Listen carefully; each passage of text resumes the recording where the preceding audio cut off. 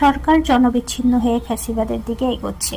মিয়া গোলাম পরোয়ার বরিশালে বাংলাদেশ জামায়াত ইসলামী কেন্দ্রীয় secretary general মিয়া গোলাম পরোয়ার বলেছেন, জনগণের আশা আকাঙ্ক্ষার বিপরীতে অবস্থান নেওয়ায় সরকার দ্রুত জনবিচ্ছিন্ন হয়ে পড়ছে এবং একদলীয় ফ্যাসিবাদের দিকে এগোচ্ছে।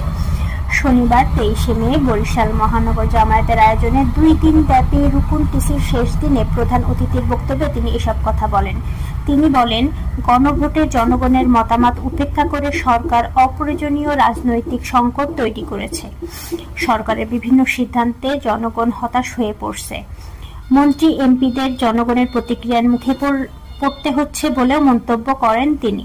মিয়া গোলাম পরোয়ার বলেন, সংবিধানে প্রধানমন্ত্রীর হাতে অতিরিক্ত ক্ষমতা থাকায় ভারসাম্যপূর্ণ সরকার ব্যবস্থা গড়ে ওঠা সম্ভব হচ্ছে না। দলীয় ভিত্তিতে নিয়োগ ও রাষ্ট্র পরিচালনার কারণে জনগণ কাঙ্ক্ষিত সুফল পাচ্ছে না। জনসমক্ষে মন্ত্রী মিনিস্টাররা যাচ্ছেন, রাজনৈতিক সংকট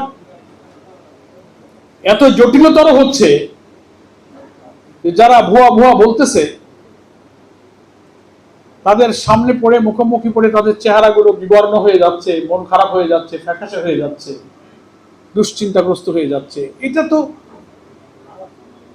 একেবারে সরকারের শুরুতে এত বড় একটা সরকারি দল যার ক্ষমতায়, তাদের এই অদশা হওয়ার কথা ছিল না।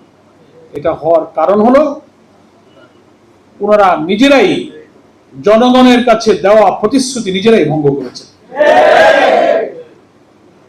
কি প্রতিশ্রুতি ছিল? রক্ত দিয়ে আমাদের তারুণ্যের অজেয় শক্তিরা যে বিপ্লবটা করলো, বিদ্যমান রাষ্ট্র ব্যবস্থার যে কাঠামোটাকে পুরোপুরি বদলে দিয়ে একটা নতুন রাষ্ট্র কাঠামো সংস্কার করতে হবে।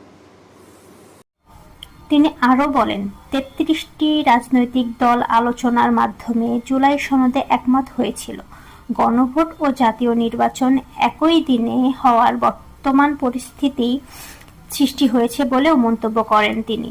জামায়াত সহিংসতার বিশ্বাস করে না উল্লেখ করে তিনি বলেন, দলটি নির্বাচনের ফল মেনে নিয়েছে, তবে সরকারকে জনগণের রায় অনুযায়ী সংবিধান সংশোধন করতে হবে, অন্যথায় জনগণ আবারও রাজপথে নামবে বলে সতর্ক করেন তিনি।